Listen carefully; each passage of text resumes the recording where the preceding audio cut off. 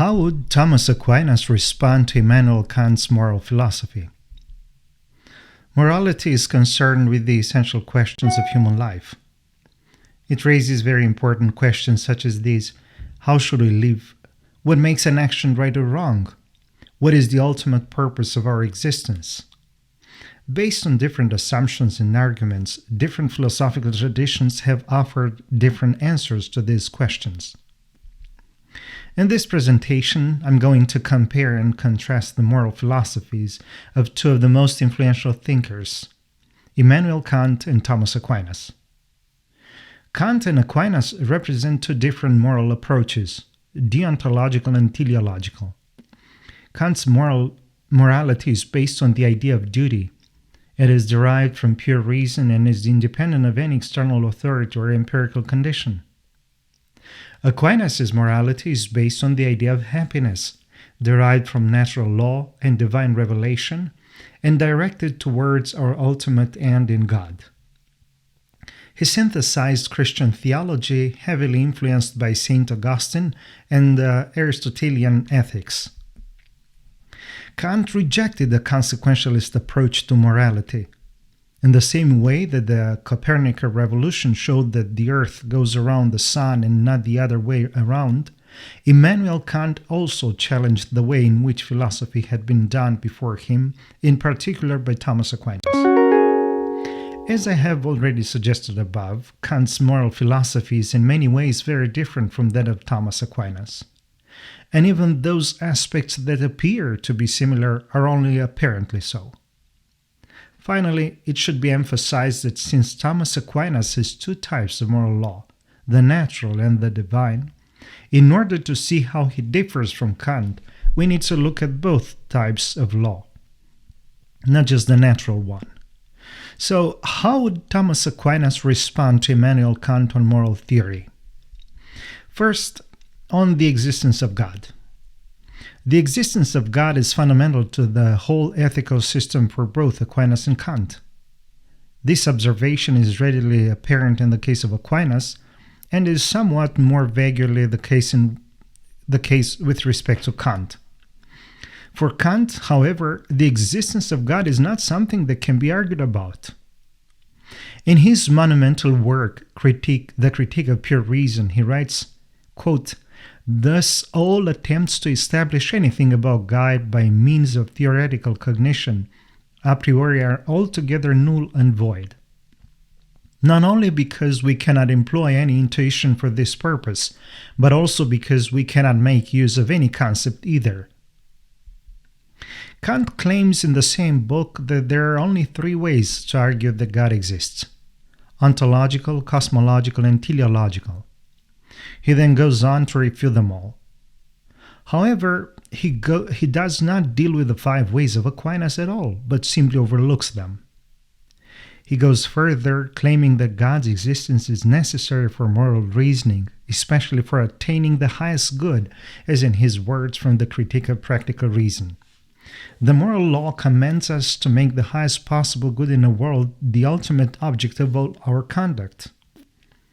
Now, morality requires us to seek this good only through our own freedom under laws that we give ourselves.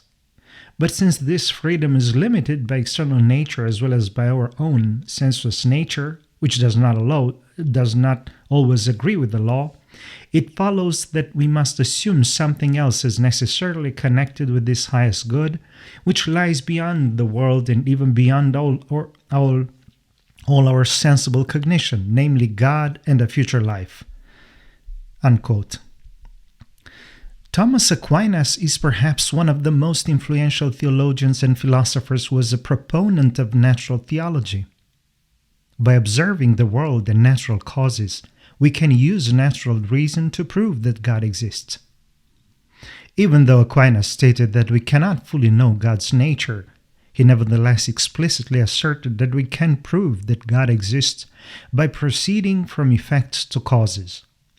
He developed 5 arguments or 5 ways in order to demonstrate God's existence: the argument from motion, the argument from the efficient cause, the argument from necessary being, contingency, the argument from gradation, perfection, And finally, fifth, the argument from design.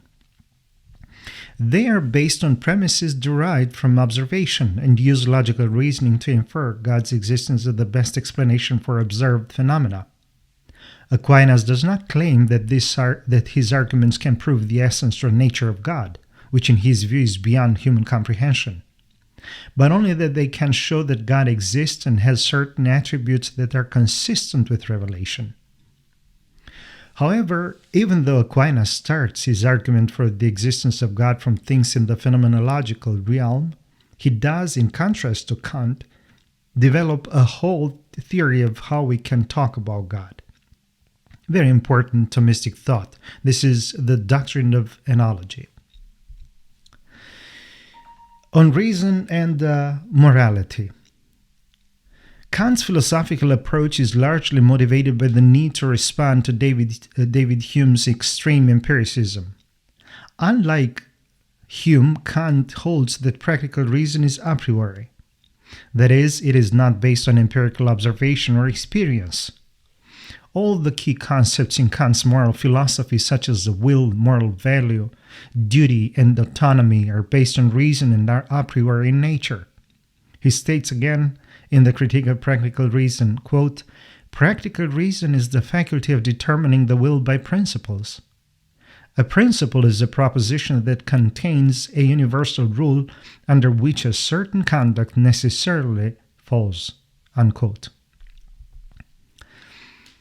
For Thomas Aquinas, morality is also based on reason, as in his words from the Summa, quote, "Human acts are called moral because they proceed from a will that is free and can be directed to various ends. Therefore, human acts must be regulated by some rules so that they may be ordered to a good end. Now, this rule is reason, which is the first principle of human acts," unquote. As far as reason and morality are concerned, the main difference between Aquinas and Kant concerns epistemology. This is, in fact, the starting point of moral philosophy. According to Aquinas, all of our knowledge has its origin in the senses, and it is the active intellect that forms universals by abstracting them from particular objects. Kant's view is that knowledge originates in the mind, and that the mind imposes universal categories on particular objects. It should be noted here that when Kant asserts that morality is based on a priori reason, he understands this to be independent of experience. Or for Aquinas, a priori knowledge is not independent of experience. He affirms that we acquire knowledge through the senses and intellectual abstraction, and that both reason and the senses are gifts from God that enable us to know the truth about reality. Thus, if in Kant the law of non-contradiction is part of a priori reason, in Aquinas it is part of what he calls the first principles of knowledge, and it is known precisely because the mind first knows reality, and reality is first known through the senses. According to Aristotle, the law of non-contradiction is mainly about being. Something cannot both exist and not exist, or be and not be. On the categorical imperative. The most important concept in Kant's moral philosophy is the categorical imperative. It is a moral rule to which every rational being is bound, regardless of his or her own desires, experiences, and traditions. Its most basic formulation is, quote, "Act only according to that maxim by which you can at the same time will that it should become a universal law," unquote. According to Kant, this law is a way of judging an action. An action is morally right if it can be made into a general moral rule, without being self-contradictory in itself. For example, it is wrong to lie because if everyone were to lie, it would contradict the purpose of lying. Again, both natural and divine law underlie Aquinas' ethical theory. Both come from God, but natural law follows God's eternal law, which is a truth people can know by nature or conscience, while divine law is revealed in Scripture in the person of Christ. What Kant calls the categorical imperative was formulated many centuries before him. Jesus Christ commanded Quote, "In everything, therefore, treat people the same way you want them to treat you, for this is the law and the prophets." Unquote. Matthew 7:12. A reasonable objection might be that Christ was not the first to say this. Other sages before him, such as the Chinese philosopher Confucius, had similar ideas. However, this is not in contradiction with Aquinas' ethical theory, for he says that Christ's golden rule is written by God in rational beings and is based on the eternal law that they have in common. He writes, quote, "Thus, from the 4 preceding articles, the definition of law may be gathered, and it is nothing else than an ordinance of reason for the common good, made by him who has care of the community and promulgated. The natural law is promulgated by the very fact that God instilled it into man's mind so as to be known by him naturally." Aquinas also links the golden rule of the greatest commandment, greatest commandment.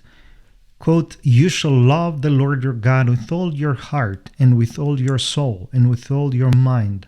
This is a great and first commandment. The second is like it. You shall love your neighbor as yourself." Unquote. Matthew 22:37-39. For Aquinas, the commandment of charity has 3 aspects. First, we must love our neighbor for God's sake. Second, loving our neighbor must be based on the law of righteous love, that is, the desire to do him only good. Third, the reason for loving our neighbor must lie in the loved one, not in the one who loves. On moral value. For Kant, people are morally valuable because they are rational. This means they have intrinsic value. They deserve to be treated with dignity and respect. We use people as means all the time, but Kant stresses that we should not treat them only as means. He states, quote, "Rational nature exists as an end in itself. This is how a human being necessarily conceives his own existence. So far it is a subjective principle of human actions. But every other rational being also conceives his existence on this same rational ground which holds for me. Thus it is at the same time an objective principle from which, as a supreme practical ground, it must be possible to derive all laws of the will." He further adds, quote, "The practical imperative will therefore be such: act so that you treat humanity, whether in your own person or in that of another, always as an end and never as a means only." Unquote. Aquinas would agree with Kant that human beings have intrinsic value, but he thinks this is because they are made in the image and likeness of God. That is, they have a rational nature that is a reflection of God's intelligence and goodness. Some of the consequences of this for his ethical theory are that we have free will, which implies moral responsibility, and that we have a natural longing for God as our ultimate goal. In his words, quote, "The reason for loving is indicated in the word neighbor, because the reason why we ought to love others out of charity is because they are nigh to us, but both as to the natural image of God and as to the capacity for glory." Unquote. Given a Thomistic understanding of human value, how would Aquinas respond to Kant's view that humans are valued because they're rational beings? First of all, it would be speciation, the idea that we are more valuable than other species because we are part of that species. Why should elephants not be more valuable than us because they are larger? In other words, why is it that reason makes us more special than other species that are not rational? Secondly, Aquinas would probably answer that it is inadequate to invoke reason as a basis for human value because there are people who are mentally deficient. What happens then? Do they have no intrinsic value? Thirdly, the human being as a rational being is also the greatest enemy of the human being. So why not use other people only as means when they threaten our survival? In fact, this was Nietzsche's argument also under the influence of Kant's ethics, which was later put into practice by Hitler. We certainly don't know if Aquinas would respond to Kant in this way, but I think these objections are in line with Thomistic ethics. On the will. According to Kantian moral philosophy, the only thing in the world that is unconditionally good is the will itself. Everything else can be good or bad depending on how it is used. Even such things as happiness, power, wealth, courage, and the like can be used for evil purposes. Will is the ability to act out of duty, in accordance with the principles of reason, such as the categorical imperative described above. Kant's argument for the will as the highest and inherent good is less intriguing than his argument for free will. Since theoretical reason cannot confirm or deny it, Kant actually offers no argument for it. So, as long as it is within the realm of experience, free will, like the existence of God, is only an assumption, not a proof. Practical reason, in which the theory of morality is situated, presupposes the existence of free will as a necessary condition.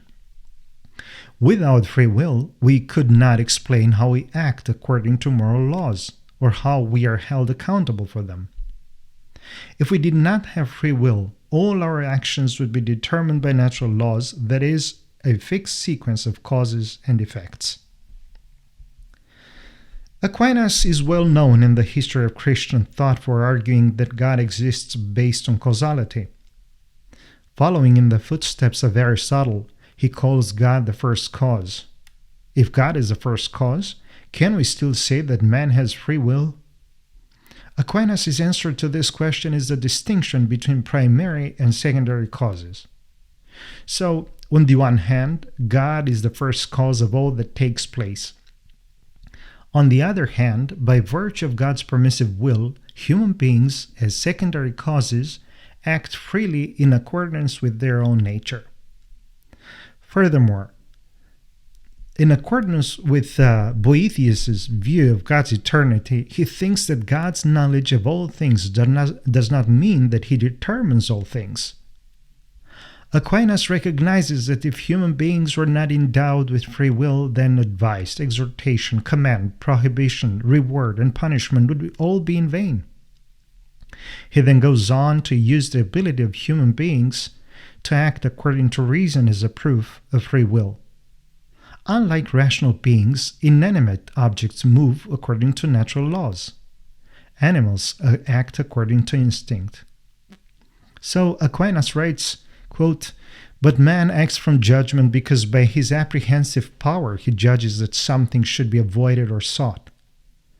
But because this judgment in the case of some particular act is not from a natural instinct, but from some act of comparison in the reason, therefore he acts from free judgment and retains the power of being inclined to various things."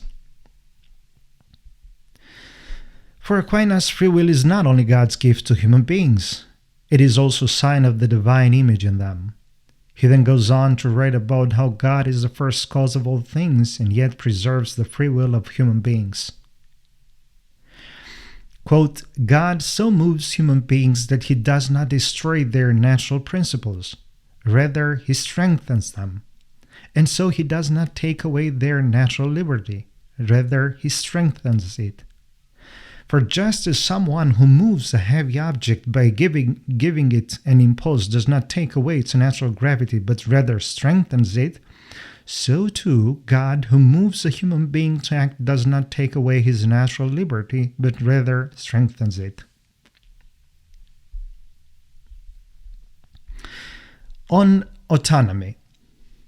Kantian moral theory also means doing away with authority. In his view, all previous philosophical systems were heteronymous, in the sense that the moral laws for the individual came from something or someone outside one's own reason, such as feelings, impulses, desires, or even God. Therefore, Kant makes autonomy the basis of his categorical imperative theory. Not only is human reason sufficient for the establishment of universal moral law, it is also the only thing on which it is based. This false dilemma of autonomy or heteronomy would not have occurred to Aquinas. For him, what Kant calls autonomy is actually man's recognition of the natural law God has engrafted on his consciousness. True, man acts according to the moral law dictated to him by reason, but reason is its recipient, not its provider. As for man's promulgation of laws, Aquinas again states that they must conform to natural law. The divine law is in harmony with the natural law and complements it. In Aquinas' moral theory, therefore, notions of autonomy and heteronomy have no place. Man enjoys the privilege of having authority delegated to him by God, but he is neither autonomous nor heteronomous. Ultimately, human beings are accountable to God for what they intend to do and to act. They do not make laws, but apply laws. Yes, human beings promulgate human laws, but they are derived from the natural law, which is a participation in the eternal law of God. Deontology is a term coined by Kant. It comes from the Greek words deon, duty, and logos, science. Deontology looks at the actions themselves and whether they're right or wrong, unlike consequentialism, which looks at the consequences of an action, or virtue ethics, which looks at the character of the person doing the action. For Kant, duty is the imperative that causes the individual to act out of respect for the moral law. This moral law, as he called it, is called the categorical imperative, and it is related to other Kantian concepts in the philosophy of morality. Duty is not based on experience, emotion, or external authority, but on pure reason. It is the source of the moral value of our actions and of our autonomous status as rational moral beings. At the end of the book, Critique of Practical Reason, we find one of the most important paragraphs on duty, where Kant writes, quote, "And now the law of duty, in consequence of the positive worth which obedience to it makes us feel, finds easier access through the respect for ourselves in the consciousness of our freedom. When this is well established, when a man dreads nothing more than to find himself on self-examination worthless and contemptible in his own eyes, then every good moral disposition can be grafted on it, because he is the best, nay, the only guard that can keep up from the mind the pressure or ignoble and corrupting motives." Unquote. Unlike Kant, for Aquinas, duty means fulfilling our God-given natural end. The origin of the law by which rational beings are obliged to duty, to respect the moral law, is the major difference between Aquinas and Kant. In Kant's view, duty is prescribed by reason alone, whereas in Aquinas' view it is based on natural law in which reason participates. As he puts it, quote, "The rule of human acts is twofold, namely human reason itself, which rules according as it participates in some way in eternal reason. But this participation does not suffice for man's entire direction. Wherefore he needs yet another rule whereby he may be directed how he ought to act according as he participates in eternal reason." Unquote.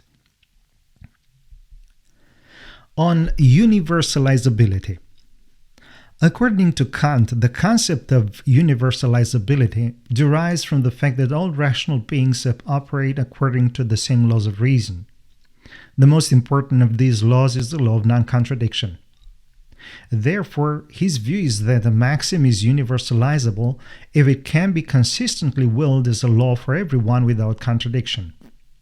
Now, according to Kant, the law of non-contradiction belongs to a priori knowledge within pure reason, and the moral law belongs to practical reason, which is also a priori. Therefore, the law of non-contradiction is also applicable to the moral law. As we have already seen, Aquinas' view is that human beings are participants in God's eternal law, and that natural law is the basis of moral duties. Because rational creatures share a common nature, these moral duties are self-evident and universal according to Aquinas.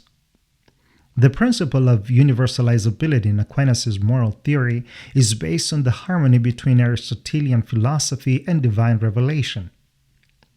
Aquinas argues that all human beings have the same human nature with a rational soul. This gives them a share in God's eternal law. Moreover, relying on biblical authority, Aquinas agrees with the Apostle Paul that from one man he made all nations. Acts 17:26. Therefore, all people have the same human nature because they come from one ancestor. On happiness. Everyone has a natural desire for happiness, Kant claims. But he also insists that this is not the motivation that leads us to follow the categorical imperative, the moral law based solely on pure reason. We don't follow the categorical imperative to make ourselves happy. We follow it because it is our duty, says Kant. Happiness, however, does need to be included in ethics. It is by acting morally that we become deserving of happiness. And we can increase our natural capacity for happiness by living virtuously. He writes about this, quote, happiness is a natural end that each person has, but to pursuit of one's own happiness is not a moral requirement, except indirectly, when its neglect would increase our temptations to neglect our duties. Unquote. Kant is making 2 points here. First, he says that being moral and being happy are not necessarily related. You can be in accordance with the moral law on the basis of pure reason and still be unhappy or only partially happy. Therefore, in Kant's view, we must assume the existence of God and that there is a reward after death.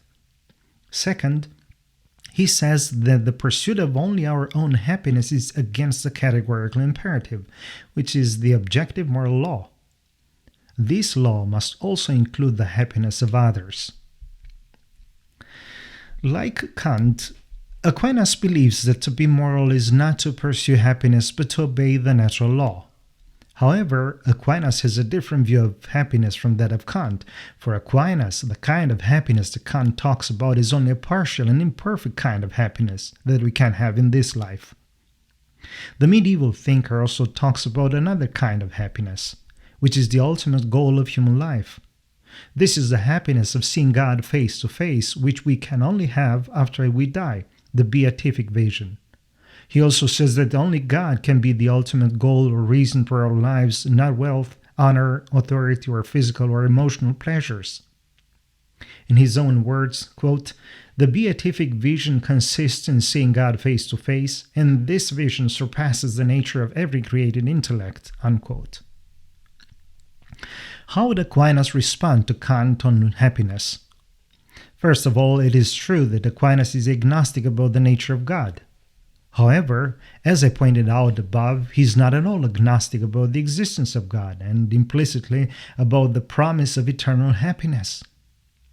Kantian agnosticism about ultimate happiness, summum bonum, does not provide the fundamental motivation for morality. Furthermore, his theory of morality does not respond to man's perennial frustration. According to Kant, man must be moral regardless of experience, circumstances, and whether others are moral.